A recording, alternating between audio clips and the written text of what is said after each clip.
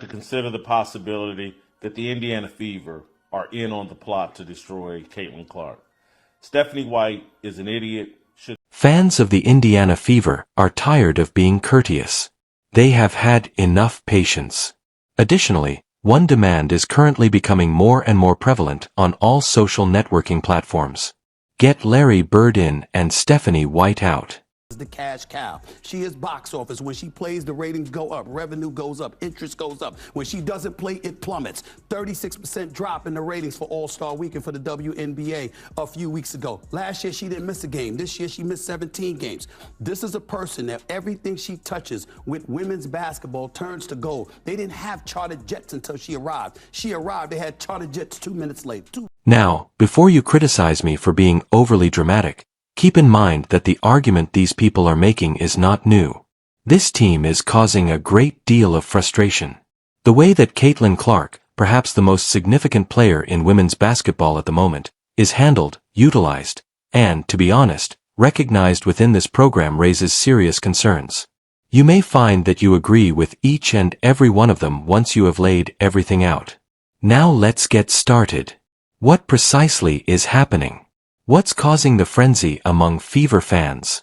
Above all, is Larry Bird a real possibility? Indiana Fever fans, so let's keep it real, let's keep it 100 like a Ben Frank, you hear me? So let me ask y'all again, is Stephanie White a good coach? A great coach? I'm waiting. No, she not even close. If anything, she puts a star in the offense. She's sucking the life out of the team, out of the franchise. And Kelly Krostoff, whatever her name is, Lynn Dunn, you hear me? They all. You are well aware of the temperature if you have recently been anywhere near Fever content on the internet. Fans are enthusiastic. This time, a pattern serves as the trigger. Fans feel that this pattern has existed since Stephanie White took over as coach. It's a straightforward belief. Caitlin Clark is not the focal point of Stephanie White's team, and the fan following believes that's the one thing she must do. She's the sole reason, period. I'm tired of people saying, oh, it just happened. It was just a coincidence. Oh, it was already trending up. Let's just even look at this chart behind us. These are all the years in the past, 12, 13 years, and that's 500K. These numbers, for the most part, weren't even close to 500K. When Caitlin comes, look at what happens. Don't tell me Caitlin ain't the reason. Caitlin is the reason why they just got that money they just got. Caitlin is the reason why they staying in amazing hotels. Caitlin is the reason why they getting all the stuff that they got. All the charting the flights. Literally, Caitlin. You must keep in mind what the Indiana Fever are in order to see why this is so important at this time. This is not a team that has won titles for decades. There isn't a lot of talent on this team at every position. Caitlin Clark is the foundation of this team's whole present and future. The venues are full because of her. The TV ratings appear the way they do because of her. She is the reason the Fever are even being discussed as a possible contender. Fans are aware of this. The league is aware of this. And they want to know if Stephanie White is aware of that. One priority was to land Kelsey in free agency again. Just how important was she to your team this year? How important has she been to the Fever? Obviously, the 8 years she's been with the franchise, and how badly do you want to keep her around?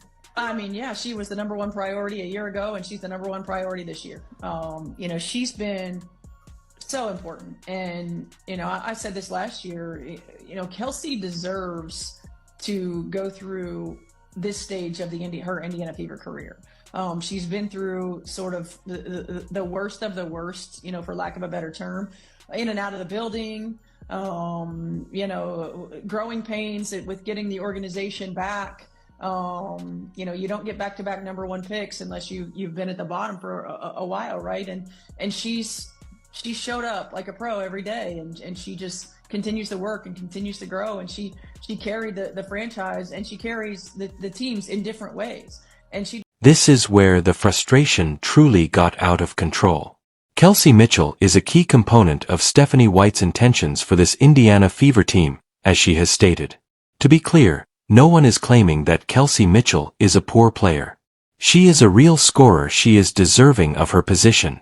However, the moment you begin constructing the offense around Kelsey Mitchell's requirements rather than the player who recently recovered from injury, won an overseas MVP award, and is the co-favorite to win the WNBA MVP award in 2026, the room is no longer yours.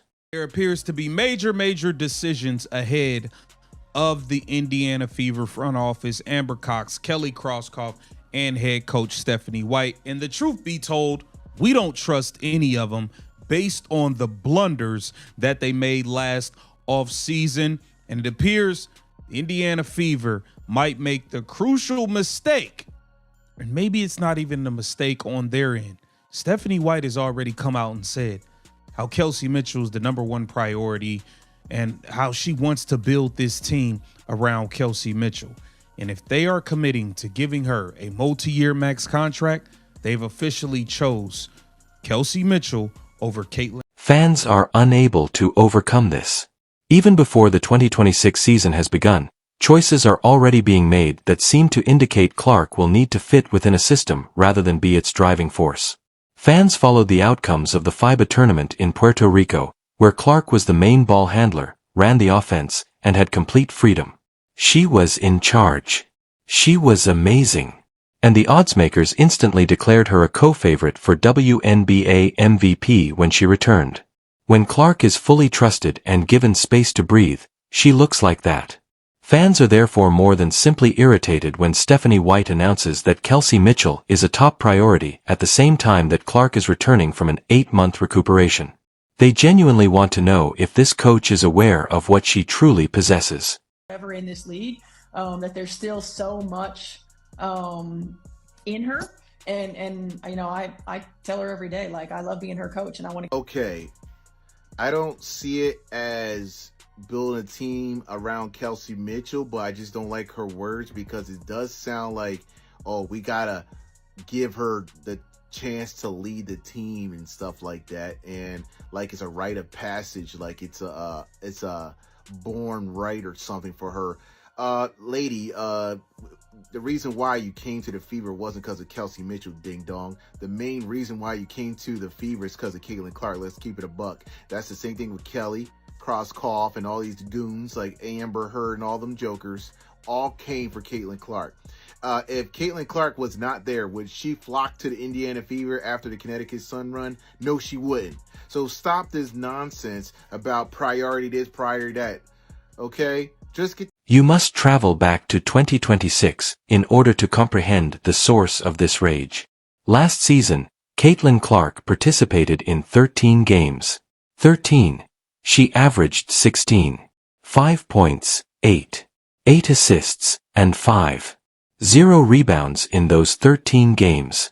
The Fever was a different team when she was playing. The building has a distinct vitality. There was a pulse to the offense. After that, she fell. She struggled with a left groin strain, a right groin strain, and a left quad strain. A bone bruise on her left ankle, which she said was among the worst sprains she had ever experienced. Eventually, she was powerless to stop the Fever's amazing run to Game 5 of the WNBA semifinals as she watched from the sidelines. While she was encouraging her teammates, she must have been furious that she wasn't playing. Nowadays, sports injuries occur. Stephanie White is not being held personally responsible for the injuries, but this is where things become complicated and people start paying close attention. With Caitlin, but, you know, I think first and foremost, you know, as she builds up her endurance, her on-the-court activity, you know, making sure that she's healthy, and then continuing to move forward in terms of mechanics, number one, you know, and number two, basketball. You know, she's got to, at some point in this off season, play 5-on-5. It's going to have been a long time since she has, and so how we get that together, we'll have to see. We'll continue to have those conversations, but you know, once she's feeling good from a movement standpoint, from a soreness standpoint, you know, and then building back that endurance on the floor without losing some of those, you know, mechanical tweaks and mechanical improvements, then we'll start building back up. Throughout the 2025 season, White was frequently questioned regarding Clark's health management. Her responses were consistently professional and measured. One step at a time is what she advocated. She discussed safeguarding Clark's long-term well-being. She discussed not hurrying things. And once more, those are the correct responses when taken separately. A player should not be hurried back. That is the fundamentals of coaching. Fans, however, observe something different. They observed a scenario in which Clark appeared to be handled with a great deal of caution that occasionally felt like hesitancy, even while she was available and making her way back. And they wondered if the strategy would be the same if this were the star player of any other team.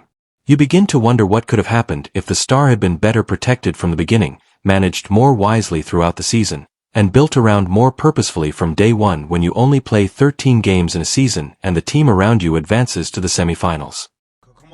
Come on, man. Now's not the time. Now's not the time for random side quests and adventures and side gigs, okay? We need everybody all in, 100% focused on the task at hand. We need everybody paying attention to details, being detail-oriented, and getting it right. Stephanie White, we don't have time for these random side quests that you are now doing right before the season is about to start. It's already a lot of work to be done. There's a lot of catch up to be done to build this team up around Caitlin Clark, to make the right decisions in this offseason, one starting with the critical Kelsey Mitchell decision, draft decisions, and you are running around doing side quests. While casual fans may have overlooked it, the ardent followers of Fever did not. Stephanie White decided at different times during the 2025 season to try Clark at small forward. Caitlin Clark was playing a role that minimized her ability to manage an offense, read the floor, and serve as the primary ball handler, skills that are the foundation of her entire game. Additionally, the statistics confirm what supporters were witnessing firsthand. From a small forward position, you cannot average 8 assists each game. From a position where the ball hardly ever reaches your hands, you are unable to change games with your playmaking. When Clark is the main decision-maker, the offense revolves around her, and she is the motor. Her value is at its highest. That isn't a preference. Every time Clark has been given that role in college, in international competition, or in the few WNBA games where she had complete freedom, that is exactly what the evidence demonstrates. The outcomes are consistently the same. Fever fans want to see Caitlin Clark at her best every night because she is so talented. Was any precursor to what Caitlin Clark is going to do in year 3? You know what? I don't blame Brianna Stewart, Brianna Turner, Nafisa Collier, Aneka Ogwumike if they say themselves, we can't get beat like this. This girl is coming for revenge. She's coming with a chip on her shoulder. It's going to be a reckoning. As my mom would say, it's going to be a rude awakening. Year 3 with a healthy Caitlin Clark. I wouldn't have known she took 200 days to recover. I wouldn't have known the last time that we saw Caitlin Clark play basketball was what? July? I'd have no idea. This was a masterclass. The FIBA Americas tournament was the perfect example of what Fever supporters have been claiming. After being sidelined for 8 months, Clark returned to a competitive international setting and was the best player on the floor right away. She was assigned to the position of point guard. The ball was entrusted to her. There was no experimentation with her. She wasn't forced into a reduced part to make room for someone else's shot volume. She was just permitted to be Caitlin Clark. And the outcome? Oddsmakers quickly responded by anointing her a co-favorite for the 2026 WNBA MVP award after she won national MVP. One immediate data point was that competition. It demonstrated to the world that Clark has returned. It demonstrated that she has not lost anything as a result of her injuries. Additionally, it demonstrated to Fever fans that everything works when Clark is the top priority. Whether Stephanie White saw what everyone else saw and whether she made the correct decision based on it going into the